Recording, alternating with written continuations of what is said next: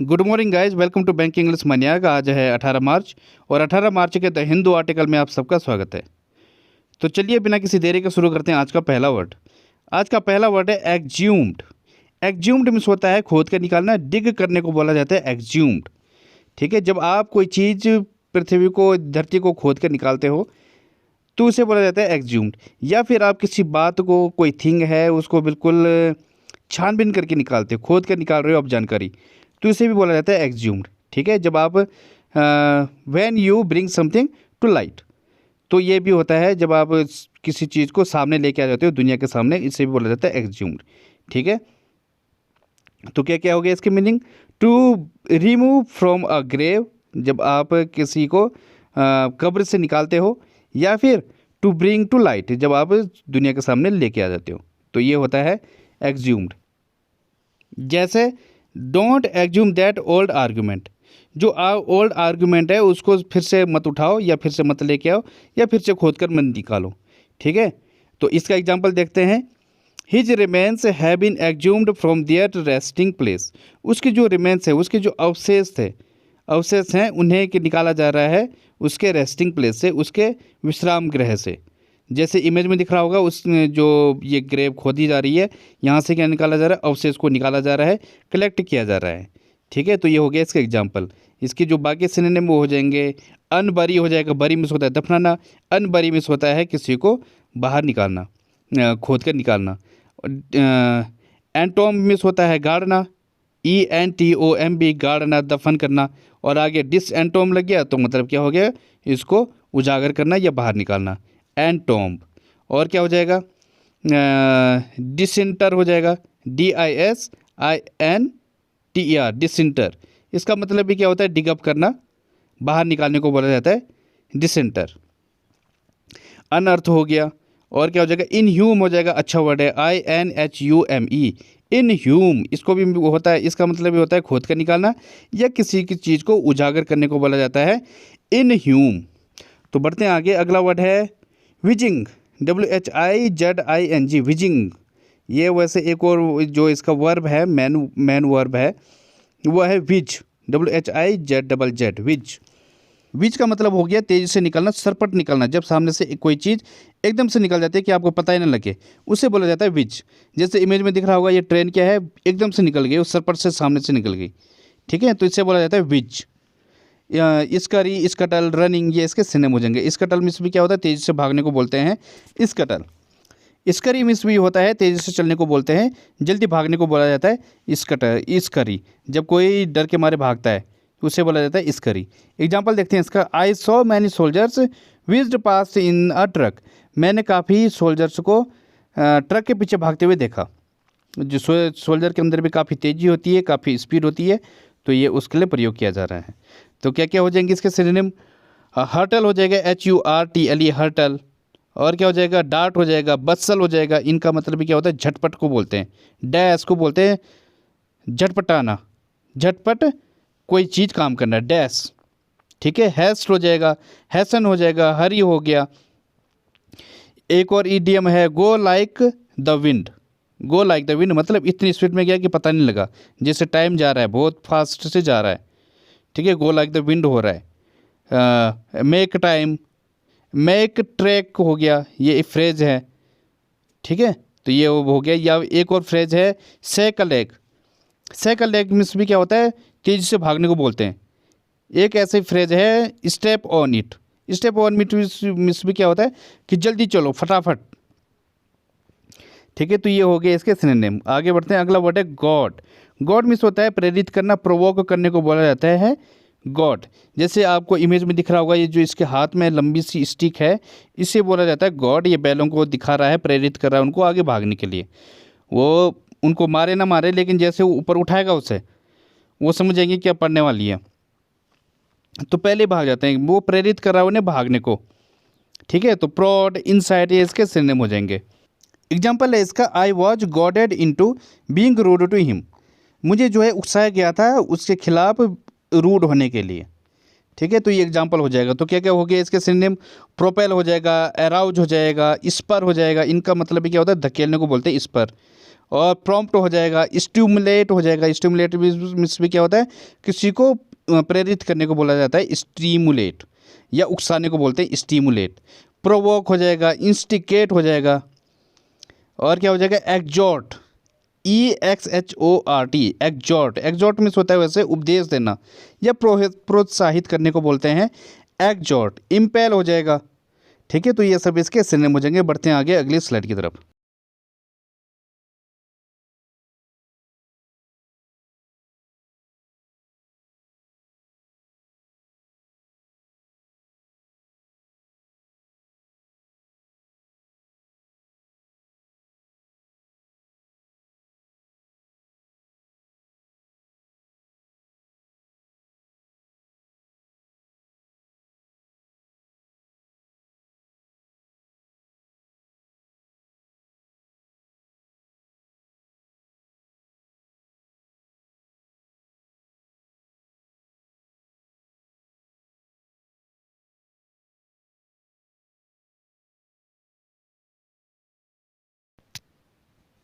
The snag is that I have nothing to wear. Problem यह है कि मेरे पास कुछ भी पहनने को नहीं है। The snag is that I have nothing to wear. ठीक है, तो इस तरीके से हम इसका सेंटेंस बना देते हैं। तो एक और होता है ब्रिक बैट का मतलब जब हम किसी को ब्लंट क्रिटिसाइज करते हैं। जैसे कि एग्जांपल मैंने लिखा हुआ है, the critic through several brick bats at the singer. जो क्रिटिक हैं उन्होंने काफ़ी सारे काफ़ी ब्लंट क्रिटिसाइज किया सिंगर को। वैसे यहाँ पे इसका मीनिंग ये भी निकल रहा है कि जो है क्रिटिक है उन्होंने काफ़ी क्या फेंके, उसके ऊपर ईंटें फेंकी। ठीक है, तो इस तरीके से निकल रहा है, लेकिन इसका मतलब क्या है, ब्लंट क्रिटिसाइज की बात की जा रही है। ठीक है, तो क्या क्या हो जाएंगे इसके सिनोनिम? इसके सिनोनिम हो जाएंगे स्टोन हो जाएगा, इस जो निकल रहा है ब्रिक का मतलब। और क्या हो जाएगा, इम्पीडिगो हो जाएगा। अच्छा वर्ड है इम्पीडिगो। इसका मतलब भी क्या होता है, ऑब्स्टिकल को बोलते हैं, डिफिकल्टी को बोलते हैं इम्पीडिगो। IMPEDTIGO, इम्पीडिगो। ठीक है, अच्छा वर्ड है। अगला वर्ड है ओकल्ट। ओकल्ट मीन्स होता है जादू टोना, मैजिक को बोला जाता है ओकल्ट। जब आपके पास कोई सुपर नेचुरल पावर हो, कोई शक्ति हो, कोई रहस्यमयी शक्ति हो, तो उसे बोला जाता है ओकल्ट। विच क्राफ्ट, सोर्सरी, थियर्जी, ये इसके सिनोनिम हो जाएंगे। थियर्जी भी एक अच्छा वर्ड है, इसका मतलब होता है जादू या चमत्कार को बोला जाता है थियर्जी। और सोर्सरी मीन्स होता है इंद्रजाल या जादू टोने को बोला जाता है सोर्सरी। विच क्राफ्ट तो होता है ये जादू टोना, ये आप जानते ही हो। ठीक है, तो इसका एग्जाम्पल देखते हैं। She claims to have occult powers. वो क्लेम कर रही है, वो दावा कर रही है कि उसके पास क्या है, सुपर नेचुरल पावर है, एक ज़बरदस्त पावर है, एक अलौकिक शक्तियाँ हैं। ठीक है, तो ये हो गया इसका एग्जाम्पल। तो देखते हैं इसके बाकी सिनोनिम। एन्चेंटमेंट हो जाएगा, इसका मतलब होता है वशीकरण या किसी पर जादू करना कि वो आपके वश में ही हो जाए, उसे बोला जाता है एन्चेंटमेंट। कई बार सिंगर के उसमें बड़ा ही ज़बरदस्त जादू होता है कि आप बिल्कुल सुनने लग जाते हो, बैठ जाते हो, बैठ गए तो बैठ गए। तो ये होता है एन्चेंटमेंट, ENCHANTMENT, एन्चेंटमेंट। ठीक है, अच्छा वर्ड है। और क्या हो जाएगा, मैजिक हो जाएगा, विजार्ड्री हो जाएगा, WIZARDRY, विजार्ड्री। इसका मतलब ये क्या होता है, जादू टोना। ब्लैक आर्ट हो जाएगा। और क्या हो जाएगा, नेक्रोमेंसी हो जाएगा, NECROMANCY, नेक्रोमेंसी। नेक्रोमेंसी मीन्स भी क्या होता है, जादू टोना। और जो इसकी जो अलौकिक शक्तियाँ हैं उसके भी एक अलग सिनोनिम है, जैसे कि आर्केन हो जाएगा, रहस्यमयी ताकत को बोला जाता है आर्केन। रहस्य, जब कोई चीज़ रहस्य हो, आर्केन को बोला जाता है कुछ पता नहीं लग रहा है, कुछ अलग ही वो है जो समझ से परे है, उसे बोला जाता है आर्केन। कैबलिस्टिक हो जाएगा, CABALISTIC, कैबलिस्टिक। इसका मतलब भी क्या होता है, रहस्यमयी, जो समझ ना आ रहा हो। क्रिप्टिक हो जाएगा, एनिग्मेटिक हो जाएगा, मिस्टीरियस हो जाएगा, मिस्टिक, मिस्टिकल। ठीक है, पजलिंग, ये सब इसके सिनोनिम हो जाएंगे बाकी। तो बढ़ते हैं आगे। अगला वर्ड है पोस्टुलेट। पोस्टुलेट मीन्स होता है प्रस्ताव या सजेस्टिव करने को बोला जाता है पोस्टुलेट। पोजिट, हाइपोथेसिस, ये इसके सिनोनिम हो जाएंगे। हाइपोथेसिस मीन्स होता है अनुमान लगाने या परिकल्पना करने को बोला जाता है हाइपोथेसिस। जो पोजिट है, पोजिट मतलब कोई चीज़ आप सामने रख रहे हो। ठीक है, सामने किसी के टेबल के सामने रख रहे हो कि भाई ये देखो, तो ये इससे बोला जाता है पोजिट। ठीक है, एग्जाम्पल देखते हैं इसका। Let's postulate that she is a cook. चलो अनुमान लगाते हैं या बड़ी कल्पना करते हैं कि वो क्या है, एक कुक है। ठीक है, तो इसका एग्जाम्पल हो जाएगा कि, तो इसके बाकी क्या क्या सिनोनिम हो जाएंगे। प्रपोज, प्रपोज मीन्स होता है प्रस्तुत करना या विवाह के लिए प्रस्ताव रखना, इससे बोला जाता है प्रोपोज, PROPOSE, प्रोपोज। एज्यूम हो जाएगा, पुट फॉरवर्ड हो जाएगा, पुट फॉरवर्ड मतलब सामने रखना। और क्या हो जाएगा, एडवांस हो जाएगा, सपोज हो जाएगा, प्रीपोज हो जाएगा। तो ये बाकी इसके सिनोनिम हो जाएंगे। बढ़ते हैं आगे। अगला वर्ड है प्रोट्रैक्टेड। प्रोट्रैक्टेड मीन्स होता है लंबा या लॉन्ग स्टैंडिंग को बोला जाता है प्रोट्रैक्टेड। अब वो समय हो या फिर कोई चीज़ हो, जब वो एलोंगेट हो जाती है, काफ़ी लंबे समय तक चली जाती है, या फिर समय के मामले में हो, कोई केस है, वो क्या हो जाएगा, प्रोट्रैक्टेड हो गया, काफ़ी लंबा चला गया। या फिर आप किसी थिंग को खींचकर, जैसे इमेज में दिख रहा होगा आपको, खींचकर लंबा किया जा रहा है, इसे भी बोला जाता है प्रोट्रैक्टेड। प्रोलॉन्ग्ड, एलोंगेट, ये इसके सिनोनिम हो जाएंगे।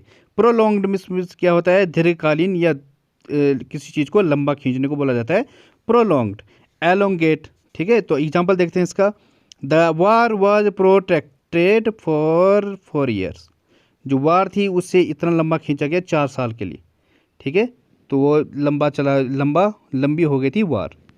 तो इसके क्या क्या सिनोनिम हो जाएंगे, एक्सटेंडेड हो जाएगा, लॉन्ग हो जाएगा, लेंथी हो जाएगा, टाइम कंज्यूमिंग हो जाएगा, नेवर एंडिंग। और क्या हो जाएगा, ड्रॉन आउट, जब किसी चीज़ को बाहर खींचा जाता है, ड्रॉन आउट, लंबा किया जाता है। जैसे कि बड़ी बड़ी रोडें होती हैं, उन्हें क्या किया जाता है, ड्रॉन आउट किया जाता है। और क्या हो जाता है, ड्रैग्ड आउट हो जाएगा, बाहर खींचना।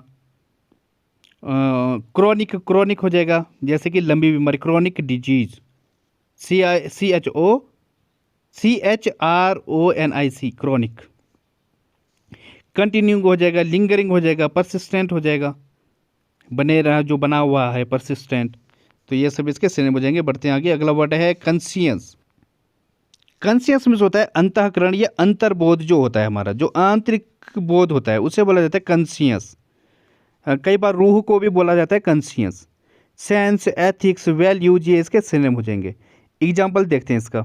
His conscience bothered him when he cheated on the test. जब उसने टेस्ट में चीट किया तो उसका जो अंतःकरण था, उसने उसको परेशान करके रख दिया, उसको बॉदर्ड करा, उसको परेशान किया। क्योंकि जो सच्चा इंसान होता है, जब वो कुछ ऐसा काम करता है, तो उसका जो अंतर्बोध होता है, जो अंतर शक्ति होती है, अंतःकरण होता है, वो उसको बार बार परेशान करती है, उसको जीने नहीं देती। तो इससे बोला जाता है कंसियंस। इसके लिए एक अच्छा वर्ड है, सिनोनिम है इसका, स्क्रैपलेस, SCRUPLES, स्क्रैपलेस। इसे बोला जाता है नैतिक हिचक। जब आप कोई गलत काम करते हो तो आपको एकदम से एक प्रबल आभास होता है कि अरे कुछ गलत हो रहा है, वो आपको जीने नहीं देता, परेशान करके रखती है। इससे बोला जाता है स्क्रैपलेस, SCRUPLES, स्क्रैपलेस। ठीक है। प्रिंसिपल्स, मॉरल सेंस, ये इसके बाकी सिनोनिम हो जाएंगे।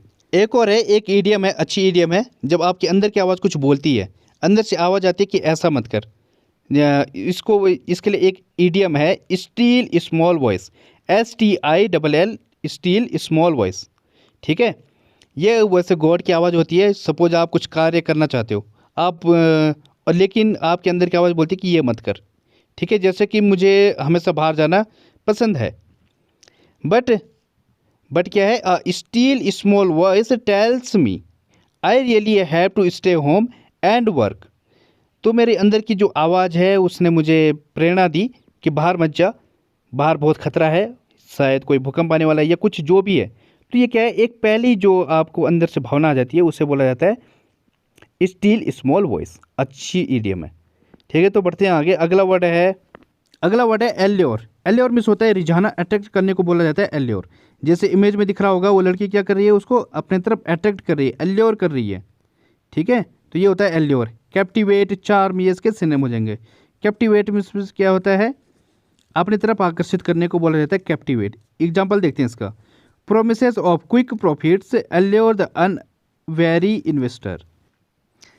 जो क्विक लाभ के, क्विक जो प्रॉफिट है, उसके जो वादे हैं, वो अनअवेयर जो अनकॉन्शियस इन्वेस्टर होते हैं उनको अपनी तरफ आकर्षित करते हैं। ठीक है, जो नए नए हैं, जिनको अभी ज्ञान नहीं है, वो क्या होते हैं, इन चीज़ों की तरफ एकदम से आकर्षित हो जाते हैं और अपना पैसा बर्बाद कर देते हैं। ठीक है, तो promises of quick profits allure the unwary investor. इसके बाकी क्या क्या सिनोनिम हो जाएंगे?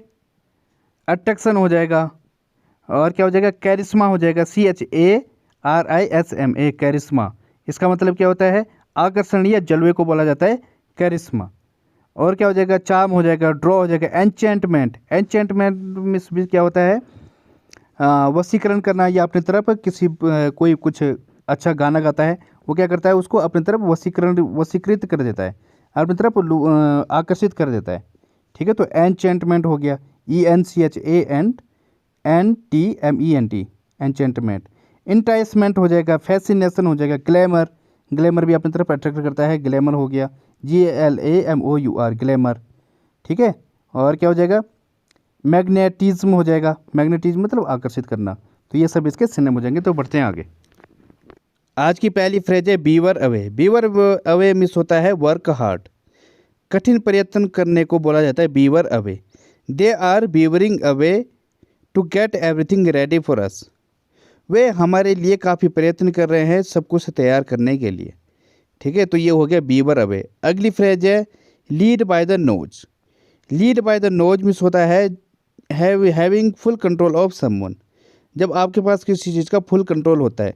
आपने बैलों को देखा होगा, या आपने अगर बैलगाड़ी देखी है तो उसमें क्या होता है, जो बैल होता है उसके नाक में रस्सी घुसाई जाती है।